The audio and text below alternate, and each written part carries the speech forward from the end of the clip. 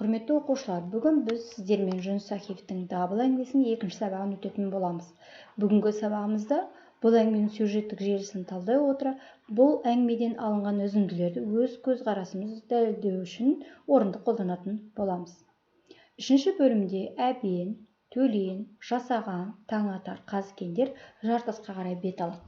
Олардың мақсаты үңгірге бару.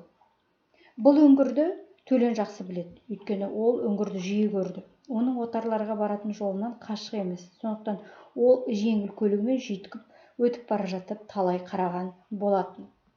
Автор бұл үңгірді былай деп сипаттайды: мың қой емін-еркін сыйып кетеді, іші жарық болатын себебі оның ішкі жағының төбесі тесік, одан ауа кіреді. Сондықтан қатты боран болса, мұнда мың қой жан сауғалап шыға алады дейді. Сөйтіп олар үңгірді аралап болғаннан кейін сыртқа шығады. Сол кезде үңгірдің сол қапталында жерге қадалған тасты Қазыкен табады.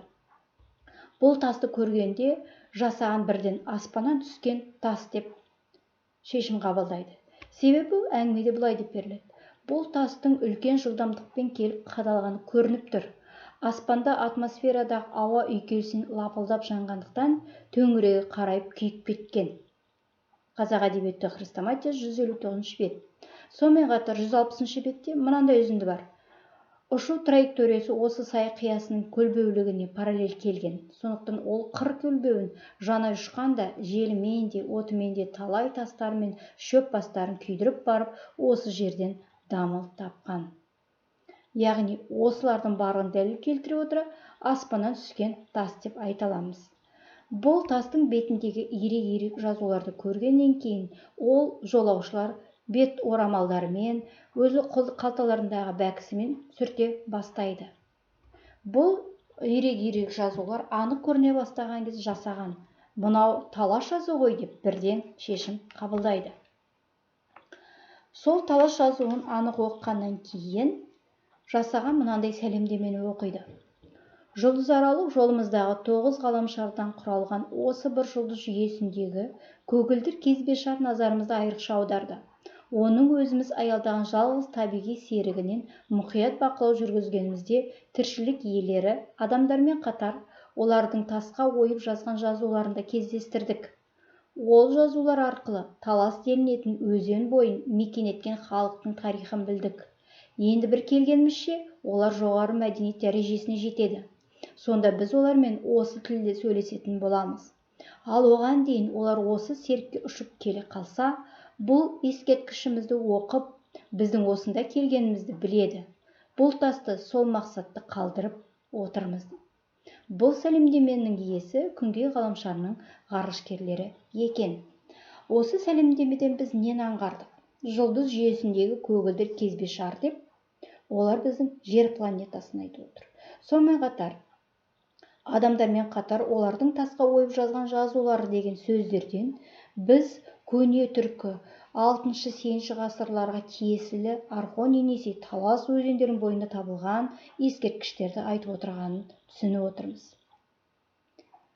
Астана хабары осыны көргеннен кейін жасаған Астанаға хабар беруге асығады. Сөйтіп олар киіз үй жаққа келген кезде жасағанға құрмет көрсетіледі. Қойдың басы жасағанның алдына қойылды. Астанадан келген мейман деп құрмет етіп жатқан түсінген бұл қолындағы пышағымен оның құйқасын кесіп алып дәмді татты да жандағы таңатарға бұрды. Мейман сөзіне мән берейік. Қазақ халқы әрқашанда өзінің үйіне келген қонағын мейман деп құрметтеп төрге отырғызған. Қазыкен көлігінің 5 аспап мүмкіндігін байқадық. Ол қалай байқалады? Біріншіден, басқару пультіндегі бейнетелефонмен ауыл орталығымен байланысқа шығады.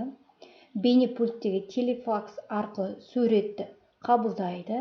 Бейнетелефон арқылы жүздеседі. Бұл тасты тапқаннан кейін көңілі жайланған жасаған бұл өзінің қуанышымен Жанқуат Пазылұлымен бейнетелефон арқылы тілдесу арқылы жеткізген болатын. Жанқуат Пазылұлы осы жаңалықты естігеннен кейін 1,5 сағатта 5 аспап кеменің келетіндігін хабарлайды. Сөйтіп 5 аспап кемесі жолаушылар шай ішіп болғаннан кейін келеді. Бұл кемемен келген 3 адам болады. Осы кезде осы келген адамдарға қонақжайлық көрсетіледі. Жасаған үшеуі де арқадан қағып ежелден білетін туыстарындай қарсы алды. Қалғандар да емен жарқын амандасып жатыр. Баламұрат Еңсерұлы амандықтан соң тасқа қарай баруды ұсынып еді, оған жасаған көнбеді.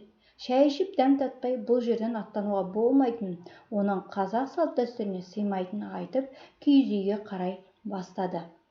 Яғни бұл жерде қазақ халқының әрқашанда келген қонақты дәм татқызатынын анық байқауға болады. Сөйтіп келген кісілер бес аспап кемеге тасты тиеп алып жөнеледі. Ал қалған кісілерді лифт арқылы зерттеушілер кемеге көтеріледі. Осы кемеден терезе арқылы демалушыларға қол бұлғап, олар Астанаға ұшып кетеді. Ал демалушыларымыз үйге қайтуға жиналады. Міне осымен 4-ші бөлім аяқталады. Құрметті оқушы, енді сізге тапсырма.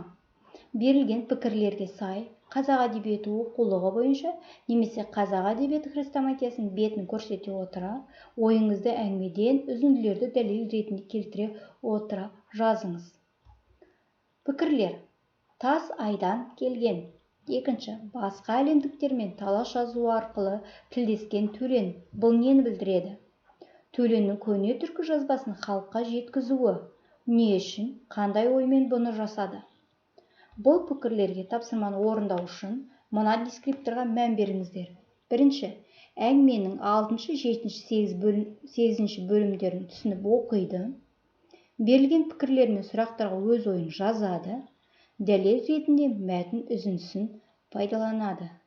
Берілген тапсырма түсінікті болды деп ойлаймын. Сәттілік тілеймін.